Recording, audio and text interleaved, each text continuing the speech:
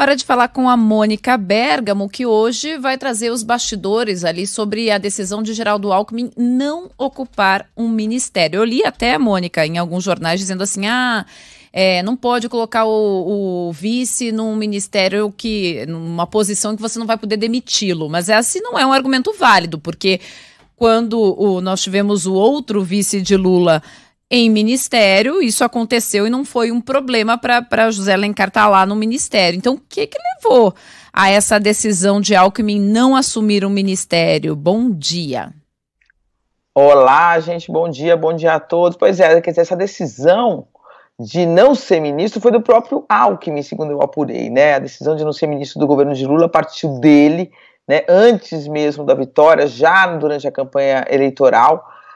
Ele ponderava nas conversas com o Lula de que a melhor forma de ajudar o presidente da República seria na função de copiloto, né, a mesma que ele exerceu quando ele foi vice do Mário Covas no governo de São Paulo. Tem histórias que contam, pessoas que trabalhavam, ex-secretários do governo Covas, que dizem que o Alckmin, ele tinha, inclusive ele era tão organizado e ele exercia essa função de copiloto tão bem que ele ia nas reuniões de secretário e ele anotava tudo que era falado ali para que depois o próprio Covas pudesse cobrar os resultados. Então esse era o perfil dele e com esse perfil, Ellen, ele ganhou a confiança absoluta do Mário Covas. E justamente esse perfil dele foi o que levou, né, foi o que facilitou a aproximação do Lula com ele, para que se formasse essa chapa tão inusitada, né? Eu lembro que na época a gente noticiou, ninguém acreditava, mas que vingou, né? O Lula, obviamente, que estava disposto a indicar o Alckmin para o ministério que ele tivesse. A gente consegue imaginar aqui o Lula falando, não, você não será ministro?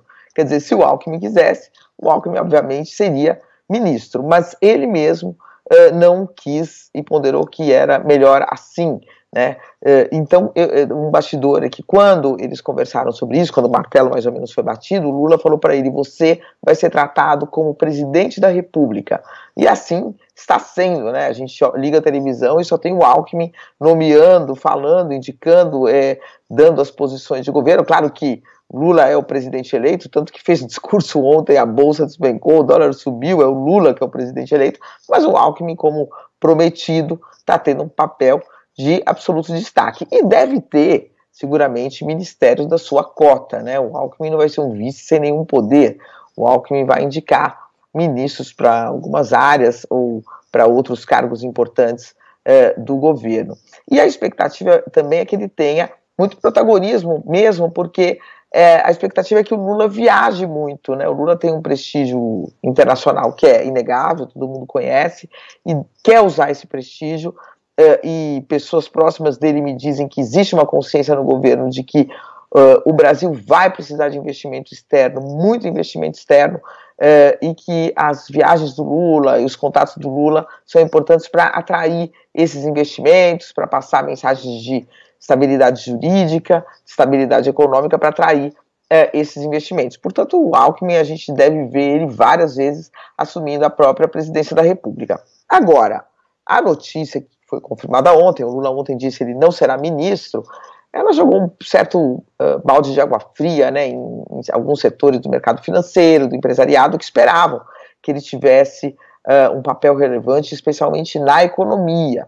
Mas isso já começou a ficar claro há algum tempo que não seria o Alckmin essa pessoa. Então segue esse mistério, né? Até ontem eu estava conversando com algumas pessoas que são ligadas aí ao mercado, a finanças, a bancos, e que falam que o grande problema ali ontem não é que só falas do Lula, que foram falas até óbvias, né? Falas que ele já repetiu em outras ocasiões, mas a junção disso com a incerteza sobre quem vai ser o ministro, né, com a pouca clareza em torno do que vai ser o seu programa econômico, e também com o ingresso na equipe de transição de nomes como Guido Mantega, Nelson Barbosa, que são nomes demonizados pelo setor financeiro. Então foi uma junção de tudo isso, né? O Alckmin fora definitivamente, então não vai ser ele, uma incerteza e uma insegurança em relação a quem vai ser o ministro da Economia ou da Fazenda, e o ingresso, né, de algumas figuras que na área econômica